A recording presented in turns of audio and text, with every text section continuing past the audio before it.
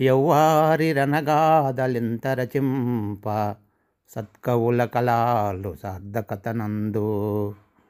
యవ్వారి జయగాథలించుక పాడ గాయకుల కంఠములు ధన్యత గడించు.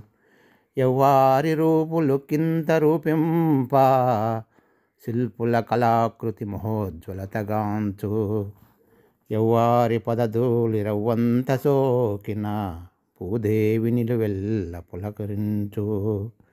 యవ్వారి పదధూళి రవ్వంత సోకిన భూదేవి నిలువెల్ల పులకరించు. నభము మార్మోగు విజయ దుందుబులు వారు త్యాగధనులైన సత్యవర్తనులు వారు. నభము మార్మోగు విజయ దుందుబులు వారు త్యాగధనులైన సత్యవర్తనులు వారు. జాతి రత్నాలు వారు శాశ్వతులు వారు. జాతి రత్నాలు వారు శాశ్వతులు వారు. పావనులు వారు ధన్య జీవనులు వారు. పావనులు వారు ధన్య జీవనులు వారు. పావనులు వారు ధన్య జీవనులు వారు. త్యాగధనులైన దేశభక్తుల గురించి కరుణశ్రీ జంధ్యాల పాపయ్య శాస్త్రి చెప్పిన పద్యమిది.